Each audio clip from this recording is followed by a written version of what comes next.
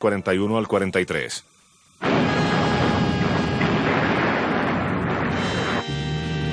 El Frente Oriental, desde 1941 al 45, fue testigo de una enorme batalla, cuya prolongada intensidad no tuvo igual en ningún otro teatro de la Segunda Guerra.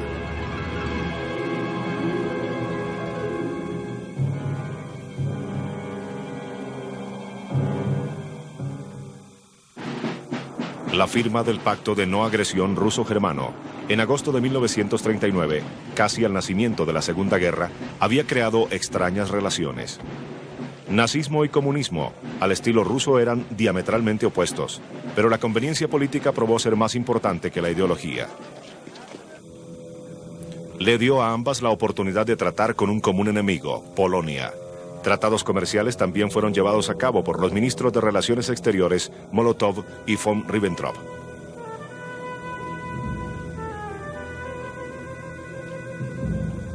El ataque relámpago alemán a su vecina del oriente fue devastador.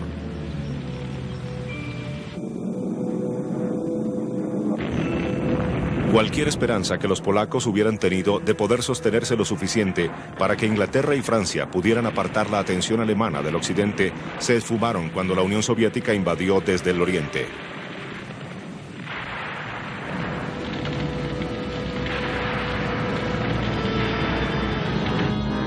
Polonia fue totalmente invadida en 5 semanas. Ambas, Alemania y la Unión Soviética, ganaron algo por la campaña. Prusia Oriental estaba de nuevo unida al cuerpo principal de Alemania, mientras que Rusia había recuperado el territorio que le había perdido a Polonia después de la guerra de 1920, tanto como el control de los estados bálticos. Con el problema polaco ya resuelto, Hitler podía enfilarse hacia el occidente, pero su deseo de invadir a Francia y los Países Bajos fue inmediatamente frustrado por culpa del tiempo necesario para prepararse, la planificación y la situación climática.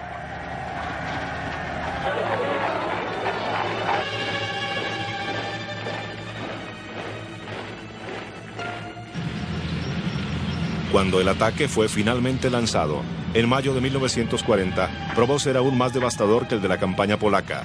En solo 5 semanas, Bélgica, Holanda y Francia cayeron bajo el poder de la esvástica. Solo la batalla de Bretaña frustró la ambición de Hitler de ser el amo de toda Europa occidental.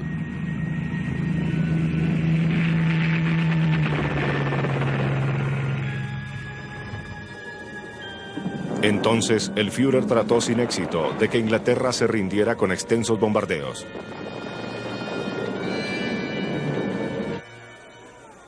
También llevó el grueso de sus fuerzas de nuevo al oriente, determinado en destruir a su verdadero enemigo, el comunismo de Stalin. Pero necesitaba asegurar el flanco balcánico. Hungría no era problema. Desde 1920 había sido gobernada por el dictador de derecha, el almirante Miklos Horthy.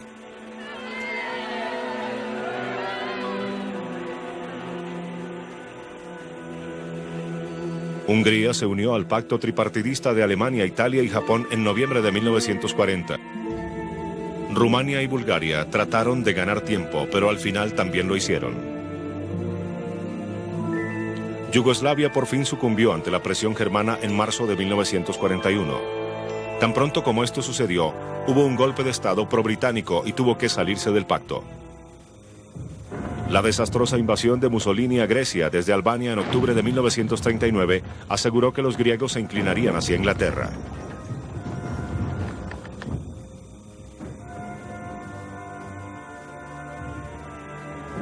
Así que al principio de 1941, Hitler ordenó a sus fuerzas que invadieran Yugoslavia y Grecia.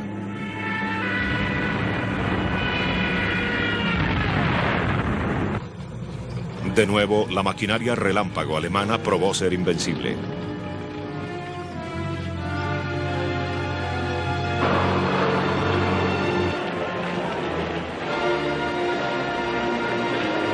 En la provincia de Croacia, muchos vieron a los alemanes como el medio de obtener su liberación del dominio serbio.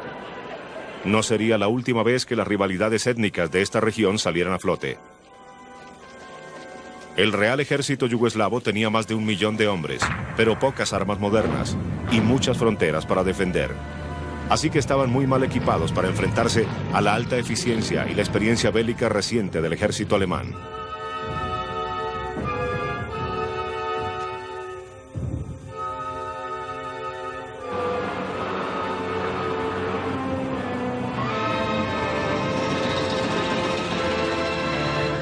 El hecho de que los alemanes atacaran Yugoslavia por 4 diferentes frentes solo aumentó los problemas del defensor.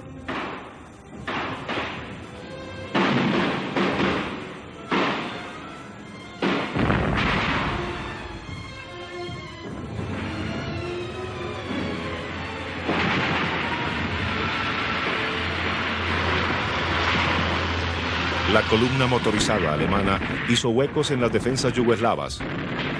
Donde había resistencia era solo momentánea.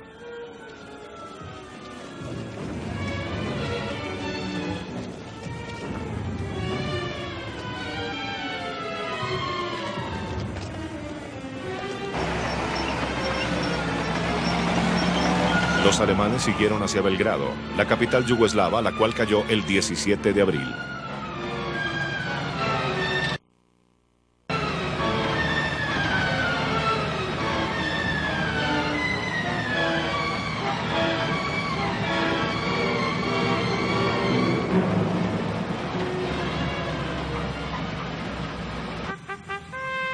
En Grecia pasaba lo mismo, con el contingente británico siendo forzado a retirarse junto a los griegos. La Marina Real pudo evacuar casi todas las tropas británicas y del dominio a Egipto y Creta.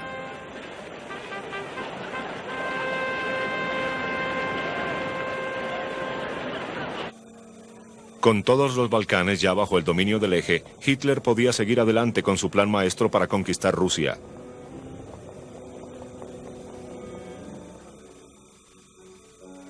En su forma final existía la necesidad de 3 acometidas simultáneas. El grupo del Ejército del Norte atacaría desde Prusia Oriental para tomarse los estados bálticos y capturar Leningrado. El Ejército del Centro, con el grueso de los tanques, le sacaría el corazón a las defensas soviéticas y avanzaría hasta Moscú.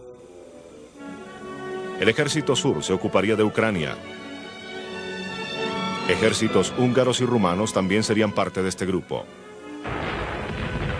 La reunión de fuerzas alemanas era muy difícil de ocultar, mientras las tropas entrenaban para la Operación Barbarossa, nombre clave para la invasión.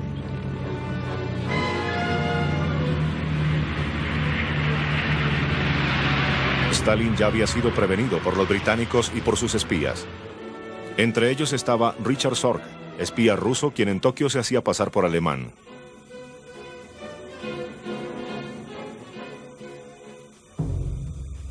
Pero Stalin no estaba preparado para tomar acción alguna. La verdad es que las fuerzas armadas rusas no estaban listas para rechazar los ataques alemanes. Las purgas de Stalin habían removido la mayoría de los mejores comandantes, y cuando los rusos atacaron Finlandia al final de noviembre de 1939, fueron rechazados y tuvieron muchas bajas. Aunque eventualmente los finlandeses fueron forzados a demandar la paz, una gran reorganización de las Fuerzas Armadas era claramente necesitada. En la primavera de 1941, esta estaba aún incompleta y Stalin no quería antagonizar con los germanos. En junio de 1941, fuerzas alemanas comenzaron a cruzar a Finlandia desde Noruega. Ellos habían estado pasando tropas por aquí para reforzar sus cuarteles en el norte de Noruega.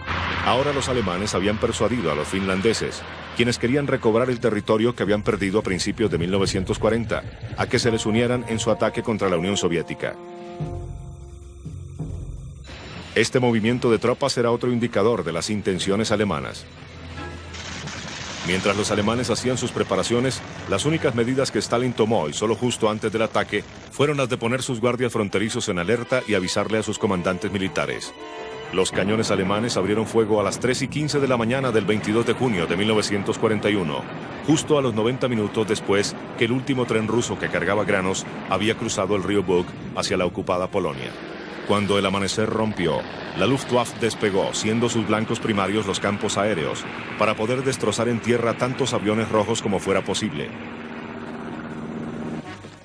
Al mismo tiempo comenzó el ataque terrestre.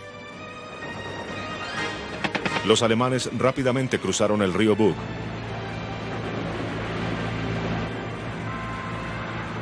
Y los Panzer se enfilaban hacia el oriente.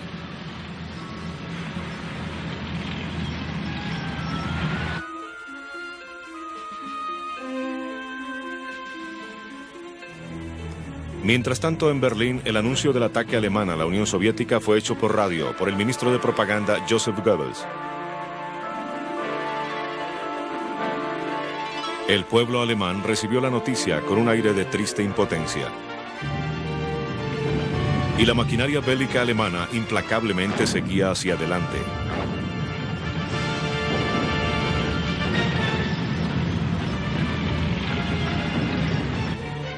Los defensores rusos estaban asombrados y confusos desde el principio.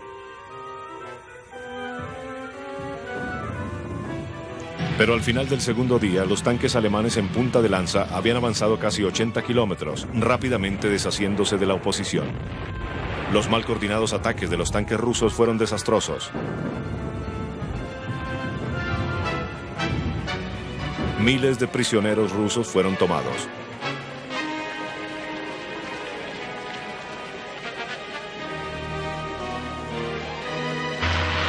Desesperadamente, los soviéticos trataron de desplegar sus mal preparadas fuerzas para frenar el creciente flujo enemigo.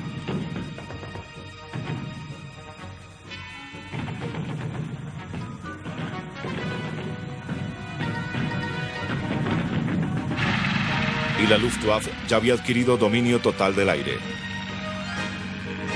Aviones rusos como este Polikarpov I-15 no eran suficientes para los Me-109 y 110.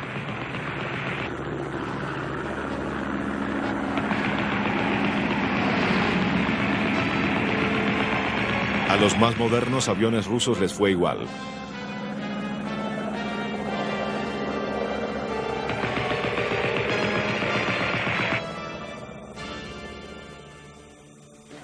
El choque de la ola alemana paralizó totalmente el comando soviético y su sistema de control.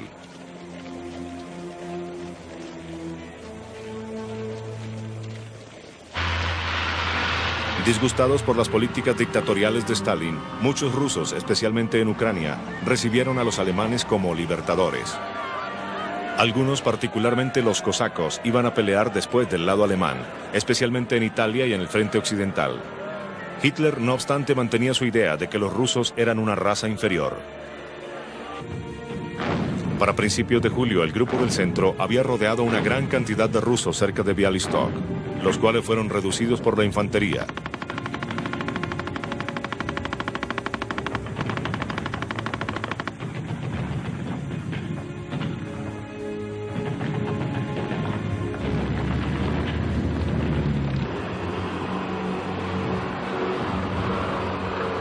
Eventualmente tomaron 300.000 prisioneros.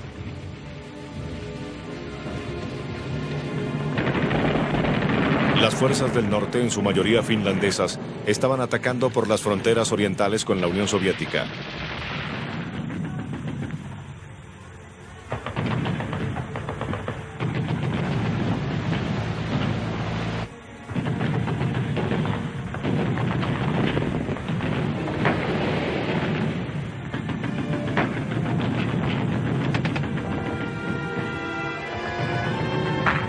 Más hacia el sur ya estaban avanzando por el istmo Karelian hacia Leningrado.